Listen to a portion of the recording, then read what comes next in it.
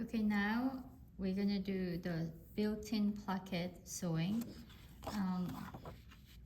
As you can see, this is the edge of the placket, built-in placket. And what we have done is that line, the edge of the built-in placket, that you have a 1.5 inch straight grain fusible interfacing straight, so 1.5 inch width, and you cut and you attach, so you will have a 1/2 inch the portion that doesn't have the fusible interfacing. So what you need to do is, once you have it done, and you need to go to the iron and fold that the edge of the placket, and fold another the 1 inch, so you will have the built-in placket folded. So as I mentioned, the first notch here, that's the edge of the built-in placket, and the second notch point is the line that where you're gonna have so that's actually the center of the center front of the garment where you have a button and buttonholes.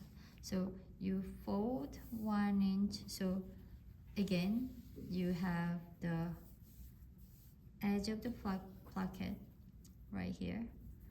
You fold first, and then fold the second, and we will do the top stitching. So remember, you are folding inside, so you will be top stitching from the inside. So always don't forget to pin.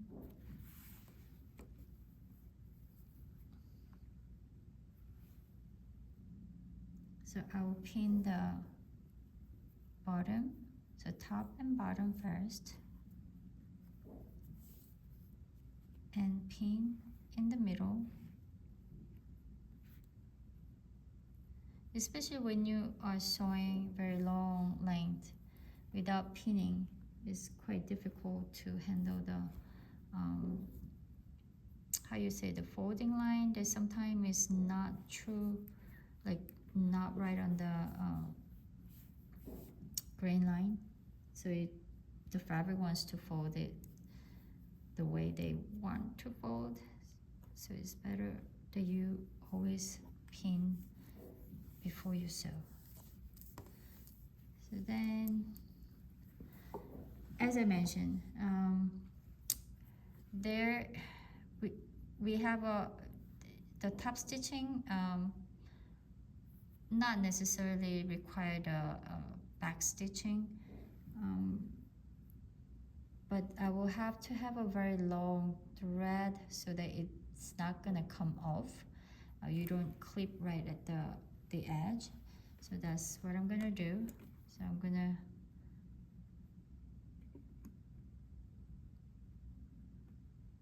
aiming at having not the half of it, but slightly onto close to the needle side, because mine is the half scale. For you, I would like you to lining up the edge of this fold line in the middle of this pressure foot, so that you can have really nice distance from this edge, the folding line. Then I'm gonna make my needle down and undo the first one, and I will continue to sew.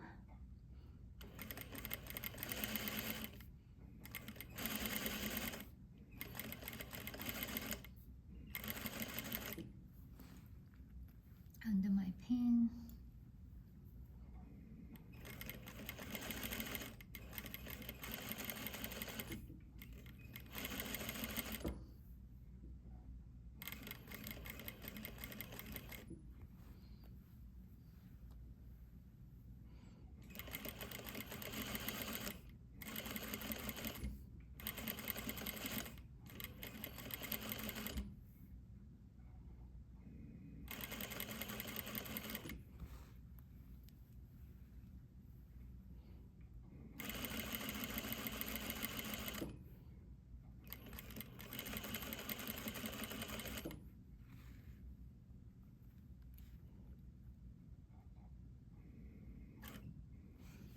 Maybe I'll use my tweezer to act as my arc. I will continue gently, and then I will make my needle position high and lift my pressure foot, and then pull, and then cut enough length. So I can cut this one later when we have a roll hem. So this is the finished look of the right and left.